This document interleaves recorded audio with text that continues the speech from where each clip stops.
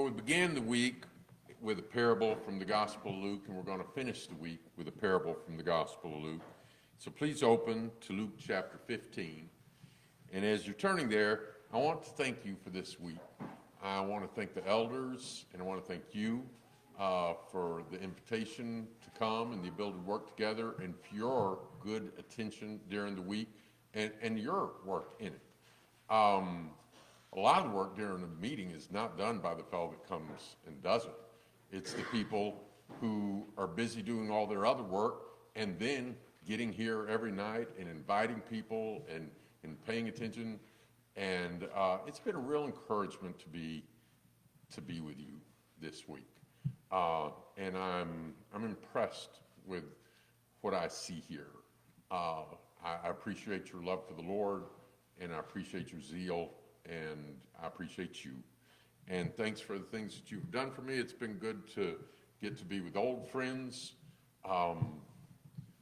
Lonnie is a very special person to me, and I deeply appreciate what he did when he came over to East Europe and the work he did there, and I appreciate the opportunity to get to be with him and Amanda again in Austin.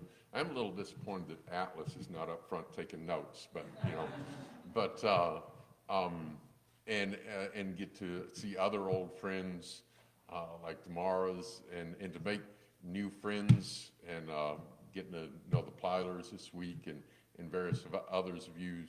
I appreciate it, and I thank you very much. It's been good for me to be able to be here.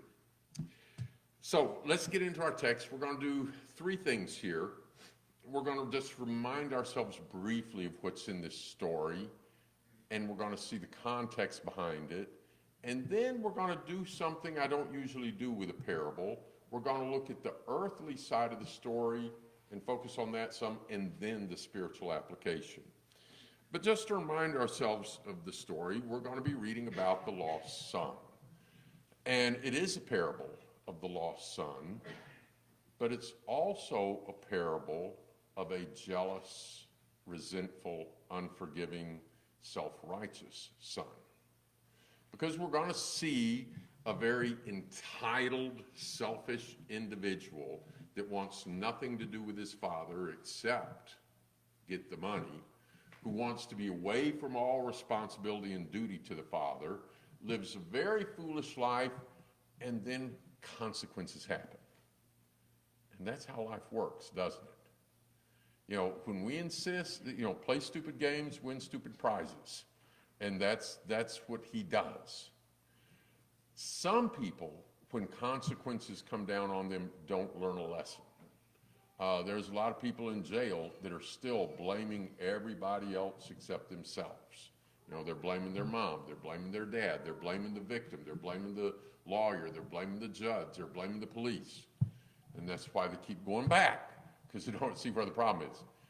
This young man will see where the problem is, and he'll come back humbly, realizing he doesn't deserve to be his son.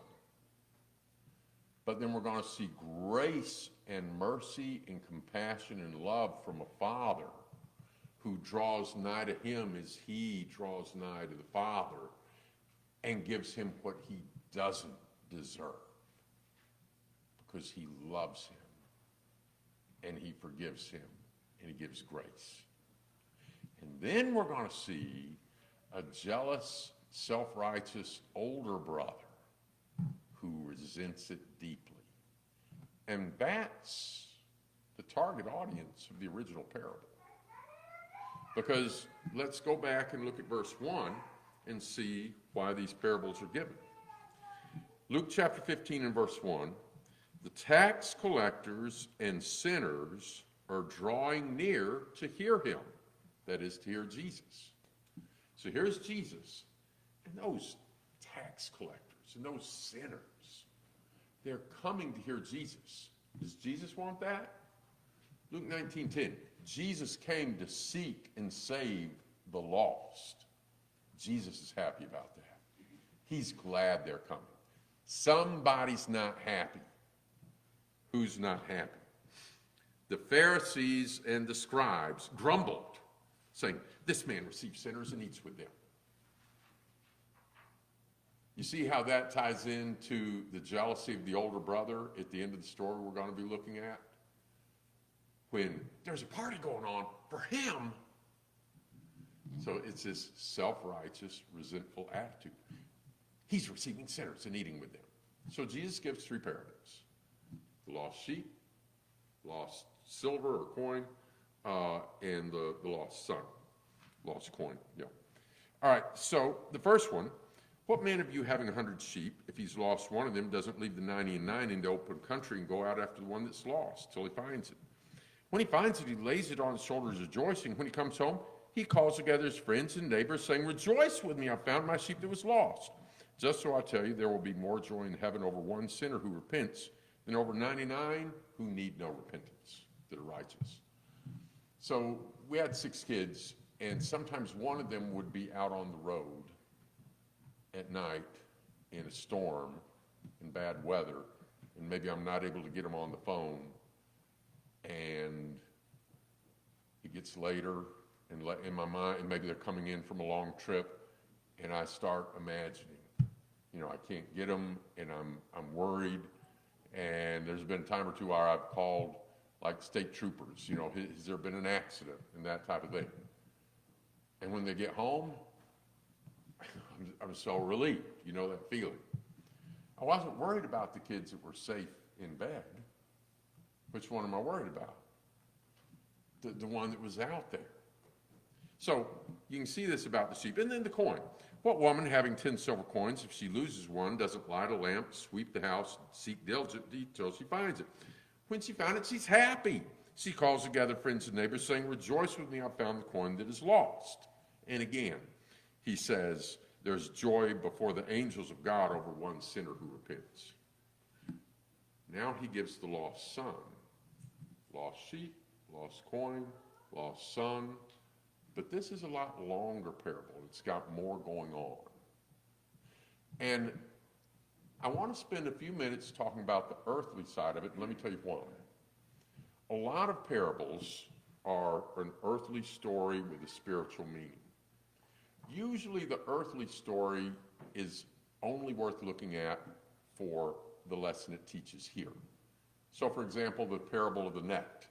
Judgment Day is going to be like fishermen that throw out a net and you pull it in and you throw away the bad stuff and you save the good stuff. That's what Judgment Day is going to be like. What's the point of that parable? Be ready for Judgment Day. Don't be the trashy thing, be the thing that's saved. It's not worth our time to go through and explain to fishermen. Okay, you see right there what Jesus said to do. If you get a boot, throw it away. If you get a shad, throw it away. But if you get a nice bass, keep it. That's not the point of the parable. There's not a lot of spiritual importance on fishing, but there is on family and family dynamics. So it's not really the point of the parable, but it's worth looking at the family dynamics here a little bit. We're going to do that. Then we'll make the application that's the big point between us and our Heavenly Father. But first, the earthly story. There was a man who had 2 sons. The younger of them said to his father, "Father, give me the share of the property that's coming to me." He divided his property between them. Not many days later, the son gathered all he had, and he took a journey into a far country. There he squandered his property in reckless living. And when he had spent everything, a severe famine arose in that country, and he began to be in need. So he went and hired himself out. This is the first time we see him working. Now, I better get a job. He went and hired himself out to one of the citizens of that country, who sent him into the field to feed pigs. And he was longing to be fed with the pods that the pigs ate. And no one gave him anything. To realize how far he's fallen, nobody wants to be in this guy's shoes. But just think about it for a minute. Jesus is telling this story as a Jew to a Jewish audience, describing somebody who realizes he has sinned against God. This is a Jewish boy. a Jewish boy wishing he had it as good as a pig. So he's hit rock bottom here, and that's good. He needed to. Sometimes when I've had people I've cared about, what I've prayed for them is that God will defeat them in those things that are wrong. Consequences are good for us. But let's back up and look at this boy's attitude. He's entitled. He feels, you owe me this. I have this coming. But as soon as he gets some money, what does he do? He went to a far country. Why does he go to a far country? He wants to get away from Dad. In some ways, it looks like he wants to have nothing to do with Dad, but that's not quite true. He wants one thing to do with Dad. The money that his father, through whether it's inheritance and hard work and years of preparation or whatever has, he wants that. But he doesn't want the, boys, time to go to bed. You know, boys, we got to plow a field in the morning. Boys, you need to stop that. He's tired of the rules. He's tired of his father's supervision. He's tired of responsibility. He wants to do what he wants to do. So the one thing he wants from Dad, who he doesn't care about and he doesn't want a relationship with, he wants the money. Then he goes to a far country where he's not going to be told what to do, and he's not going to be responsible to his father, and he doesn't have to worry about his father seeing what he's doing or hearing what he's doing. So he goes to a far country. Teenagers, I want you to think about this boy's attitude. I want you to think about two words: responsibility and privilege. These are two important words, responsibility and privilege. At this point in the young man's life, what is he focused on? Privilege. Privilege. Give me the inheritance that comes to me. Give me, give me, give me. Is he looking at any responsibility? Is he doing anything responsible? No. He takes his dad's money and squanders it, as his other brother will say, on harlots and wild living. Totally irresponsible. And the first time we see him working is after it's all gone and the famine hits. Totally irresponsible. So teenagers, think about this, and younger than teens, too. Sometimes a young person will say this to their mother or father: I'm 13 years old. I ought to be able to have a fill in the blank. I'm 16 years old. I ought to be able to stay up or out till fill in the blank. I'm 17 years old. I ought to be able to... What do they usually fill the blank in when they're talking like that? Privilege or responsibility? Privilege. You know, I'm 12 years old. I ought to be able to have a smartphone. You know, I'm 16. I ought to be able to have a car. I'm 17. I ought to be able to do this. You know what would be a healthier way to look at things? You know, I'm 16 years old. I ought to change the oil. You know, I'm X number of years old. I could help out with this task. I'm X number of years old. Because here's the deal. Sometimes when you're young, you might think, when I get old, I can do whatever. When I get grown up, I can do whatever I want to do. Right now, I have to do what Mom and Dad says. I can't wait till I can do whatever I want to do. Adults, is that real life? Real life is not, I get to do anything I want to do. That's not real life. There's lots of responsibilities. So don't get that attitude in your family. Don't be the one demanding privilege, privilege, privilege, and not wanting responsibility. Do your responsibilities, and you know what you'll find? Your parents and other people will give you more privilege. This fella has it backwards, but it's a common attitude among entitled, selfish young people who are not thinking about.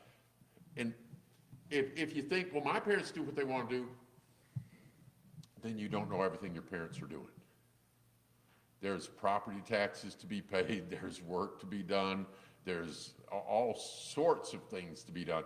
You don't know probably all they did for you when you were little. How many times they changed your diaper, how many times they lost sleep because you were sick, et cetera, et cetera. Being a parent is work. Respect that. Then he goes. And then look at this. By the way, one other note there. Jesus tells us the birth order. Which son acted this way? The younger son. I don't want to throw all lastborns under the bus here, because some lastborns are wonderfully responsible people. But there is a pattern that tends to show up. And if you think about your extended family and uncles and everything else and just families that you know, see if you notice a pattern that oftentimes firstborns will be more mature, and oftentimes the baby of the family will be less mature. Now, there's several reasons for that. With the firstborn, Austin and his wife are going to be able to devote 100% of their parenting time to that child. By the time you have six, number six doesn't get 100% of your parenting time because there's other ones that need time too. Also, sometimes we begin to let up. And sometimes we start, another thing is that the oldest, when they come into a home, everybody around them is an adult. And children are little sponges and mimics. And when everybody's around them as an adult, they're copying adult behavior. When you're born into a family where there's kids, it's not just adults, and you start copying childish behavior. So these are just part of the way things work. And then another thing to avoid is this. When the firstborn comes along, oh, can't wait till he smiles. Can't wait till he does his first word. Can't wait till he takes his first step. Can't wait till he's out of his diaper. Can't wait till that pacifier's gone. Can't wait till he's, read his first book. Can't wait. And then, oh, he grew up too quick. And sometimes the last one comes along and mom decides, I don't want this one to grow up too quick. And then he's 35, living in the garage, smoking pot, doesn't have a job, and the older kids will say, why did you buy him a car? He's a bum. And she says, don't you say that about my... He's not a baby anymore. They all grow up. Train the last ones like you do the early ones. Then, one more lesson about families, and then we'll start looking at the spiritual application. Look at verse 17. When he came to himself, he said, how many of my father's hired servants have more than enough bread, but I perish here with hunger? I will arise and go to my father. I will say to him, Father, I have sinned against you. I have sinned against heaven and before you. I am no longer worthy to be called your son. Treat me as one of your hired servants. That's good. That's a good attitude. Are we glad that he came to himself? Yes. I want to ask you a question, and the answer is in the text. What are the last words before it says he came to himself? We're all glad he came to his senses, right? What are the last words right before that? One of you brethren read it.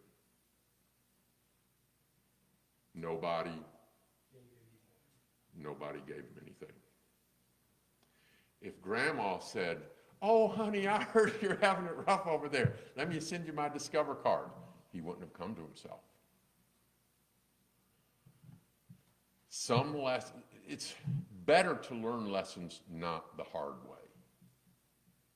It's better to learn from, there's several ways we can learn. We can learn from the Word of God, okay? That's a good way to do it. Or we can learn from our parents. Proverbs says, listen to your father, listen to your mother, as they tell you about that, and you can listen to them. That's good too. Or you can learn from other people's bad mistakes. Take a look at Uncle Joe. Look at what happened with these choices. Learn from other people's bad mistakes. But most of us have had to learn a few lessons by being stupid and learning the lesson the hard way. When you do that, learn the lesson. And when somebody's needing to learn that lesson, don't enable them. Don't be an enabler. The Father, when he does come back, the Father's watching and sees and runs him. He cares about his son. His heart's been broken over his son. He cares about his son. But the thing that benefited him was when consequences happened and nobody gave to him. If we're constantly bailing people out, they're not learning from their consequences. He didn't get bailed out. He came to himself. And now he's got a different view of his father. What was his view of his father before? I want to get as far away from him as I can. What's his view of his father now? I need to be back. And now what does he want? He's not saying, can I be your son again? No, he understands, I don't deserve that. What does he want? Give me a job. Let me be a servant. Now he understands responsibility, you see? He's asking for, let me come and be responsible. Just treat me like a servant. But he's come to himself and he realizes that. Now, let's take a look at the spiritual applications. In verse 1, sinners are coming to Jesus. The Lord is happy. Angels rejoice when sinners repent. Self-righteous, resentful people were not rejoicing.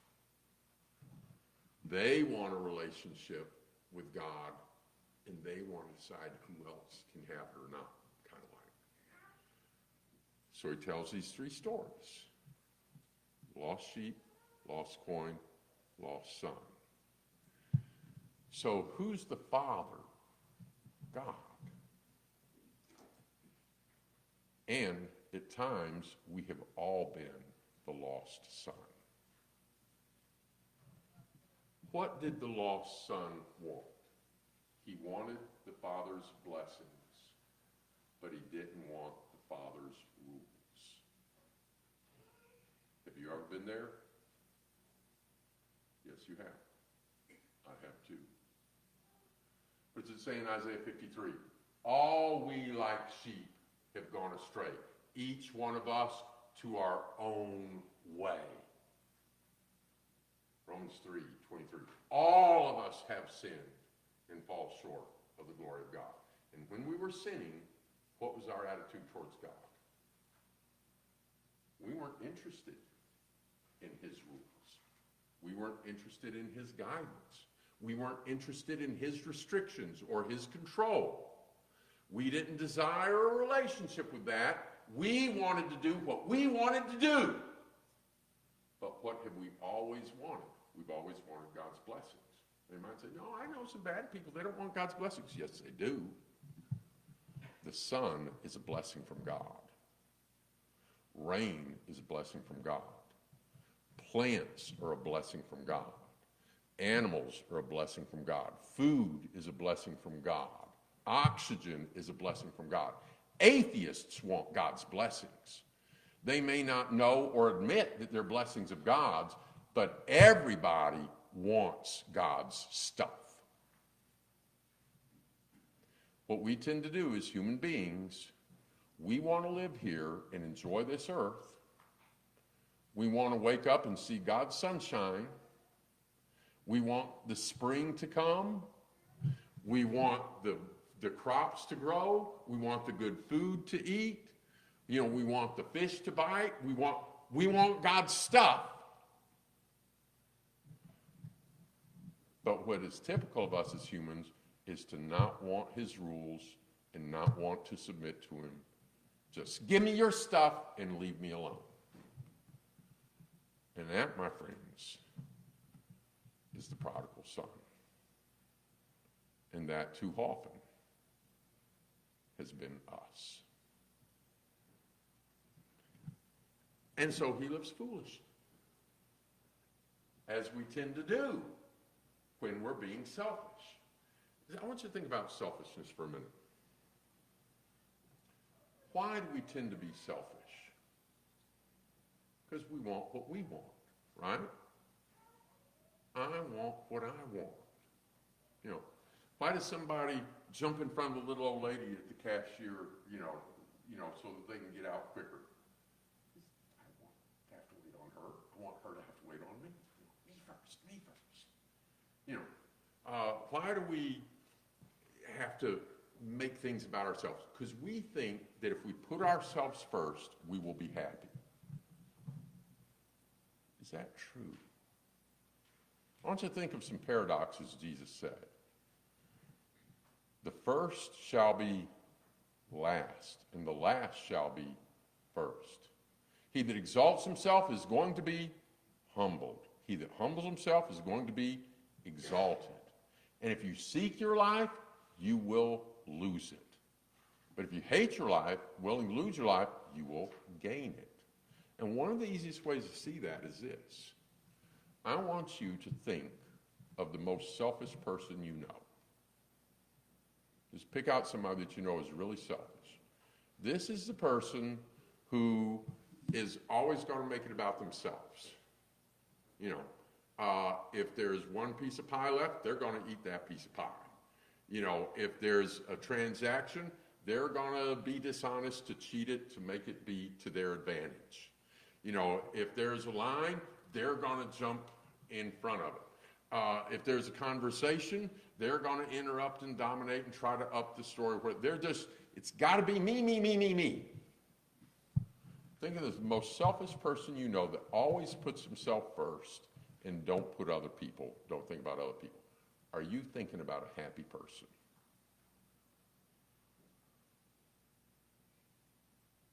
It's a great folly. We think, if I get what I want, I'll be satisfied. It's kind of like what we were talking about little children the other day in the parenting study. You remember the little kid about the worm? When we're demanding, it doesn't mean that we're happy. Think about people you know that are really content and happy and have joy in their life, and you respect them. Do you notice that a lot of those people serve other people, think about other people, care about something other than themselves? Jesus said it's better to give than receive. When we make life all about us, we have made our life about something very, very tiny, insignificant. When we make our lives about serving God and other people, our lives are much more valuable and worthwhile and satisfying. If you're here tonight and you've been living this life, me, me, me, and you don't want God's rules, think about how much you're like this boy in this story. Give me the money, and then let me get away. Don't be that person. And head back before it gets as bad as it can get. Because let me tell you, it can get really bad.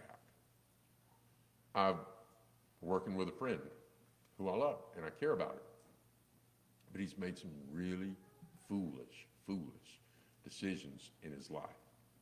And he's realized that, and he's turned from them. And needs forgiveness. You can be forgiven, but he can't change the consequences. There's nothing he can do to change the consequences of where he's at. He can serve the Lord, and he can be forgiven, but he made choices that caused great pain for him and others, and he can't redo some of the things that he's done. Don't wait until you hit rock bottom. If you hit rock bottom, then do what this guy did. But somebody once said, if you find yourself in a hole, the first thing to do is stop digging.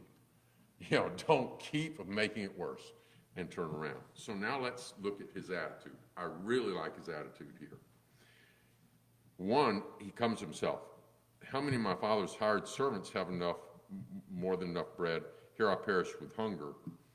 I will arise and go to my father, and I will say, Father, I have sinned against heaven and against you. He's taking responsibility. You know what we tend to do when we're wrong? Make excuses.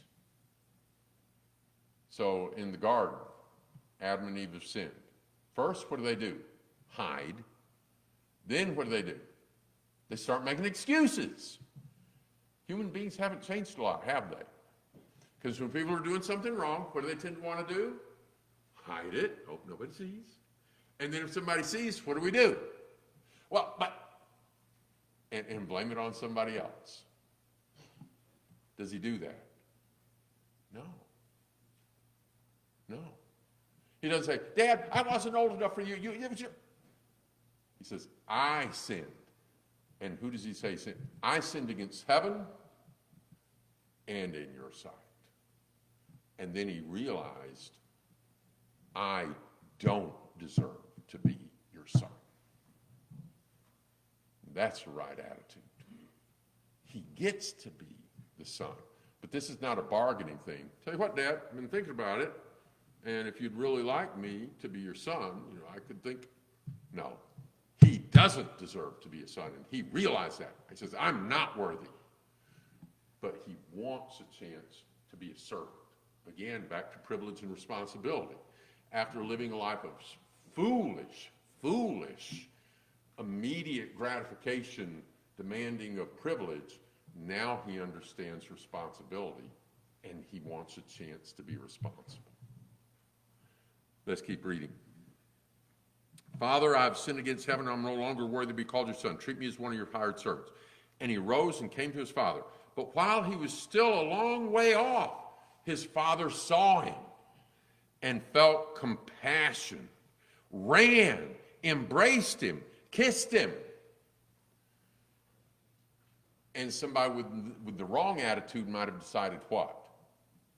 Well, I had that speech all prepared about me not worthy of being a son, and, just give me a job out there as a servant working hard, but he looks pretty happy. No, he goes ahead with what he needed to say. And the son said, Father, I have sinned against heaven and before you. I am no longer worthy to be called your son. And he's right. But the father doesn't give him what he deserves. You see, that's what grace is. Grace is not getting what we deserve. Grace is getting what we don't deserve. Romans 1 says the wrath of God is revealed against all unrighteousness. That includes my unrighteousness and your unrighteousness. And while we were enemies, Jesus died for us. Because all of us, like sheep, have gone astray and have gone our own way. But God laid the iniquity of all of us on his son. So it's not by our works. It's not by our works of righteousness that we're saved, Titus 3 says, but by God's mercy. And that's what the Father does here. The Father, in compassion, in love and mercy, says, bring quickly the best robe, put it on him. Put a ring on his hand, shoes on his feet. Bring the fatted calf and kill it. Let us eat and celebrate. For this my son was dead, and he's alive again. He was lost and is found. And they began to celebrate. Now the older son, and this is why this is also really the parable of the self-righteous son. The older son was in the field. As he came and he drew near to the house, he heard music and dancing. And he called one of the servants and he said, what do these things mean? And they said, your brother's come, and your father killed the fattened calf because he's received him back, safe and sound. But he's angry, and he refused to go in. His father came out and entreated him. By the way, I want you to notice something. What did the father do for the foolish son? Went out to him. What does the father do for the self-righteous one? Goes out to him. And he answered and said, look, these many years have I served you, and I never disobeyed your command, yet you never gave me a young goat that I might celebrate with my friends. But when this son of yours came, who devoured your property with prostitutes, you killed the fattened calf for him. Let's pause for just a second. And do you see his point? Does this seem fair if you're the older brother? It's like, sometime back, you were both there. Younger brother demands the inheritance, goes away, squanders it on prostitutes and everything. You're still here working. Where's he at now? He's out in the field. He's working. Yes, sir, Dad. Yeah, he's working. And then there's a big party for who? For him? That's not fair. That's exactly right. Grace isn't fair. Does anybody here want to approach God and demand what's fair? No. Think about some of the things that you and I have done.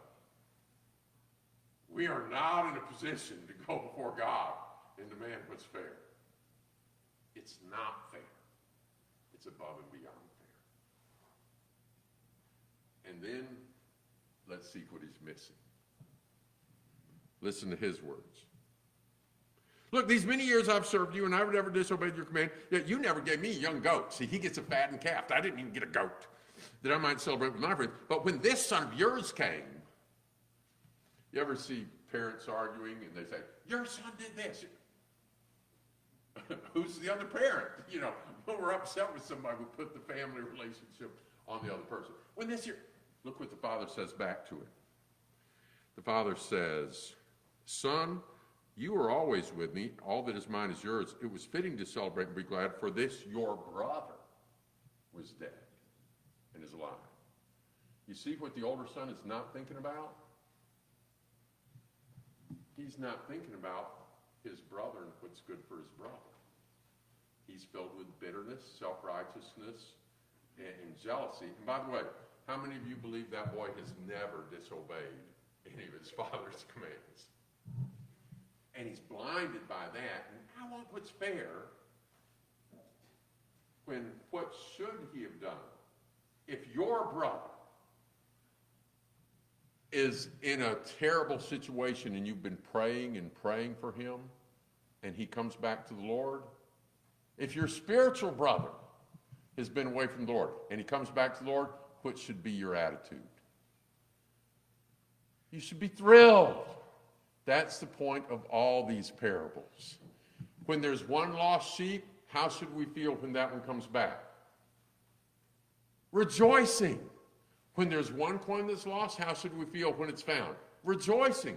And when his brother came back, he should have been glad. Just like the Pharisees and scribes could have appreciated, hey, look, publicans and sinners are starting to listen to spiritual things. But they didn't. And so this parable is really targeted towards them. Do you notice both brothers are selfish? The one that went away is really, really selfish and openly living a wicked life. This other one, seemingly to be obeying the rules, is also selfish. He's got a hateful attitude. He doesn't really love his brother here. And what does it say in 1 John?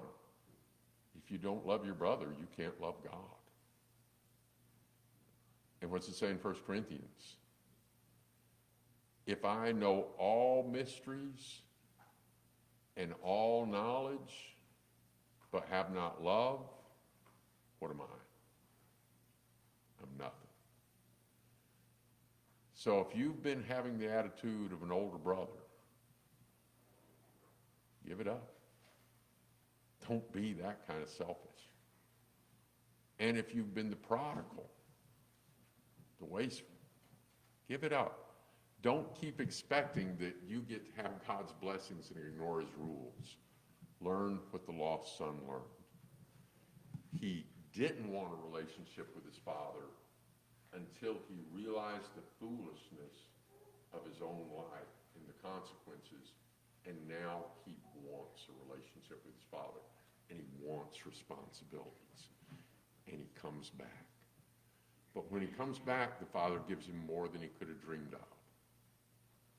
He gets to be a son of the Father. We're offered and called to being sons and daughters of the King of the universe. And he offers grace. Let's appreciate it. If you need to come back to your Father, won't you do so as we stand and sing? Thanks for watching. If you found this video to be beneficial, please follow us on Facebook or subscribe to our YouTube channel. Feel free to share it with others that you feel like may benefit from it. If you need to contact us, please contact us via email at quinn.church@yahoo.com. Also, if you're in the area, we would love for you to come visit with us at one of our assemblies. Have a good day.